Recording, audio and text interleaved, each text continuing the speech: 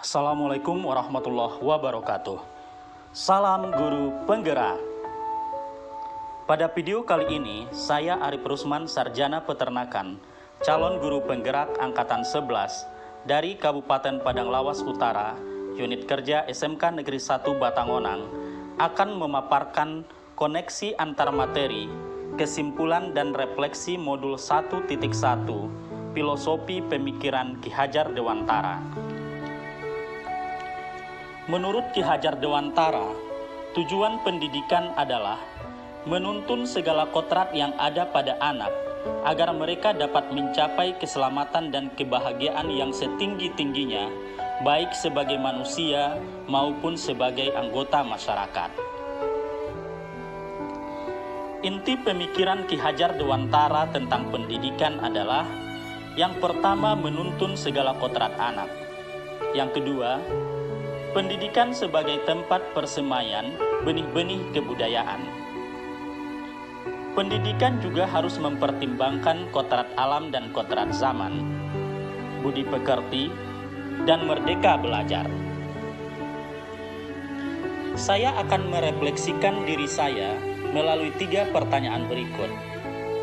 Yang pertama, apa yang saya percaya tentang murid dan pembelajaran di kelas sebelum saya mempelajari modul 1.1?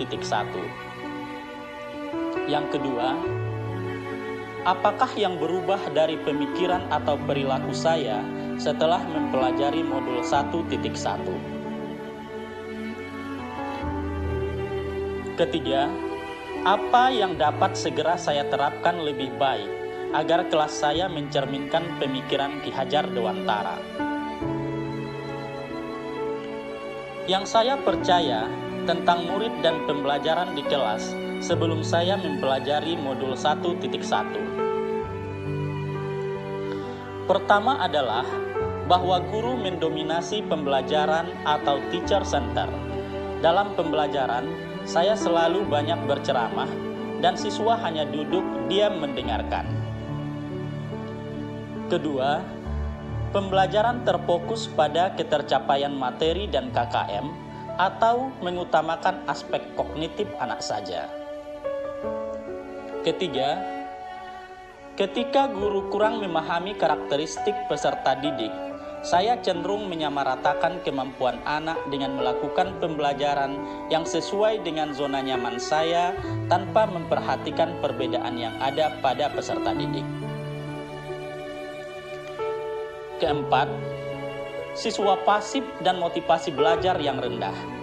Saya sering merasakan saat saya menjelaskan materi, mereka lesu dan tidak bersemangat. Kemudian saat saya menanyakan kepada anak-anak apakah ada pertanyaan, dan mereka hanya diam. Setelah saya mempelajari modul 1.1, perubahan dari pemikiran atau perilaku yang saya alami adalah: pertama, merubah pemikiran bahwa guru bukanlah satu-satunya sumber belajar. Hal apapun yang ada di sekitar kita bisa digunakan sebagai sumber belajar anak. Anak bebas memilih sumber belajar, dan dari mana sumber tersebut yang akan mereka gunakan untuk belajar. Tugas kita sebagai guru adalah menuntun dan mengarahkan mana yang baik dan mana yang tidak baik. Kedua, pembelajaran menjadi berpusat pada peserta didik.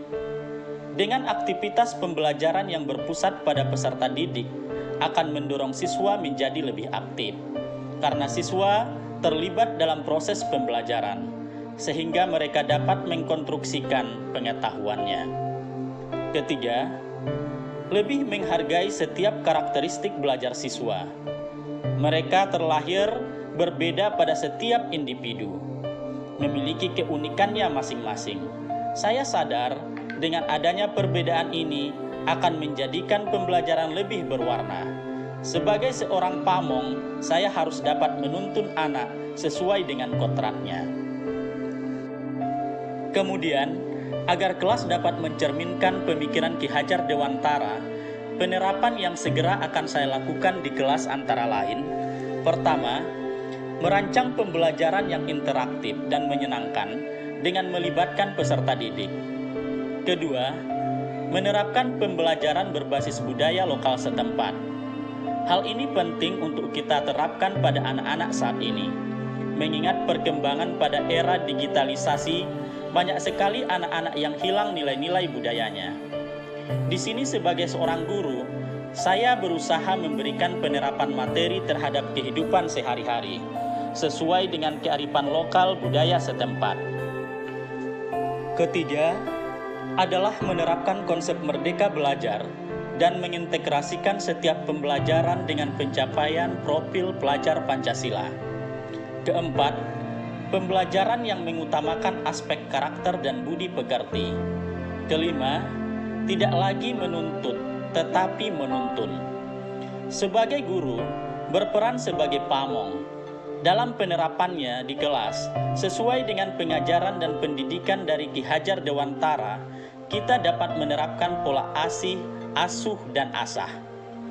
Keenam, pembelajaran yang sesuai dengan kodrat alam dan kodrat zaman, sesuai dengan pemikiran Ki Hajar Dewantara, bahwa kodrat anak adalah bermain, dan saya akan mengintegrasikan permainan seperti kuis, inquiry, eksplorasi, dan praktikum dalam pembelajaran saya agar suasana kelas menjadi lebih menyenangkan.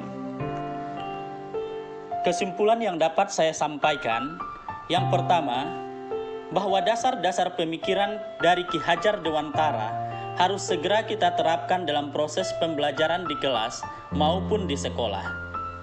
Kedua, pendidikan adalah menuntun anak sesuai dengan minat dan bakatnya. Ketiga, pendidikan bukan hanya ilmu akademis saja, namun perlu penanaman karakter dan budi pekerti yang baik.